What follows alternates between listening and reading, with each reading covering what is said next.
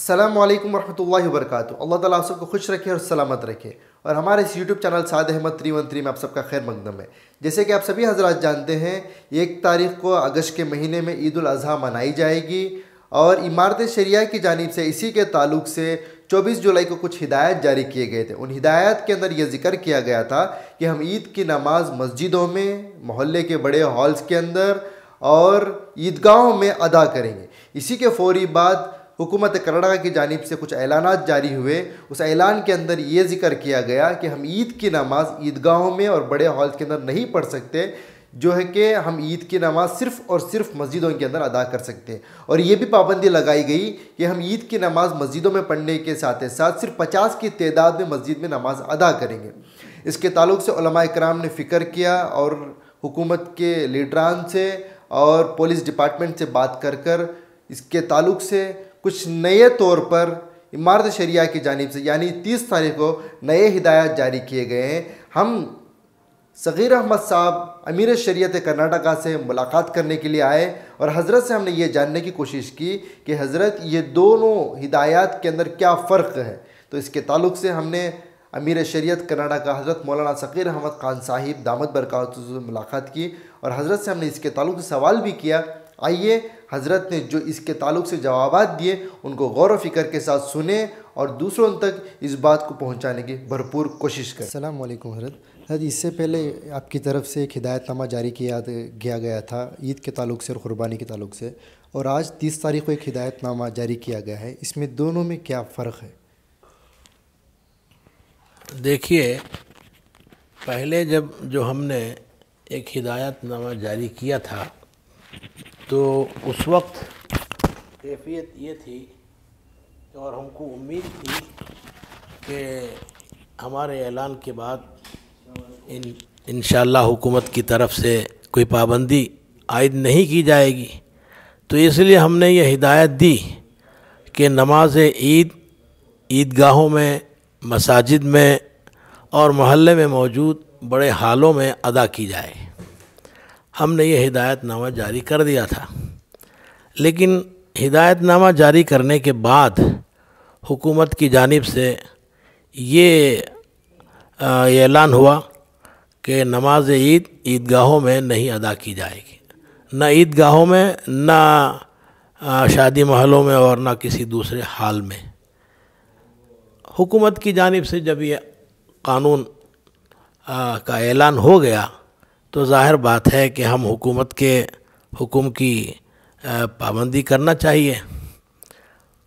ہم اس کے خلاف اگر کریں گے تو مقابلہ آرائی ہو جاتی ہے۔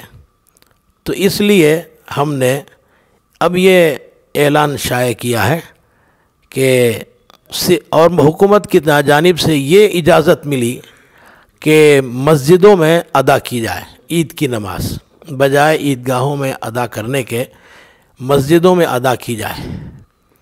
لیکن اس میں انہوں نے یہ شرط لگائی کہ صرف 50 آدمی مسجدوں میں جائیں اور عید کی نماز پڑھیں۔ اس طرح ایک بیاچ کر کے کئی بیاچوں میں لوگ 50 کی تعداد میں نماز الگ الگ ادا کریں گے۔ یہ حکومت کی طرف سے یہ اعلان شائع ہوا تھا، تو اس لیے ہم نے پہلے تو یہ اعلان کیا تھا، اب ہم نے اس اعلان کو بدلا کہ اب بجائے عیدگاہوں کے صرف مسجدوں میں ادا کریں گے۔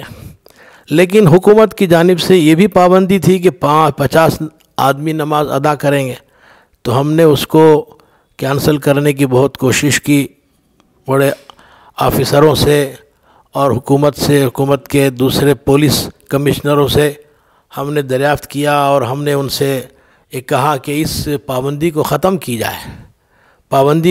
کیا جائے، اس لیے کہ مسجدوں میں پہلے سے جمعے کے دن بغیر کسی تعداد کی تحدید کے نماز پڑھ رہے ہیں ہم لوگ، تو یہ 50 کی تعداد کی تحدید کا کوئی معنی نہیں رکھتا۔ تو ہم نے کئی ذمہ داروں سے، افسروں سے ہم نے درخواست کی، اور ہم نے ان سے کہا کہ اس قید کو آپ ختم فرما دیں۔ چنانچہ کل یہ پولیس کمشنر انہوں نے DCP وغیرہ دوسرے پولیس افسروں کو بلایا، انہوں نے اپنی میٹنگ کی، اس میں حضرات علماء کرام بھی کچھ تشریف لے گئے تھے، وہاں انہوں نے اپنا مقصد کو ظاہر فرما حضرات علماء نے، اور کہا کہ یہ 50 کی قید کو آپ اس کو ختم فرمائیں، اس سے اور زیادہ گڑبڑ ہوگی۔ اب 50 آدمی مسجدوں میں پڑھیں گے تو باہر ہزاروں کا مجمع ہوگا، تو اس کو کیسے اس کو کنٹرول کیا جائے گا؟ تو پولیس کی سمجھ میں بات آ گئی، تو انہوں نے 50 کی قید کو ختم کر دیا۔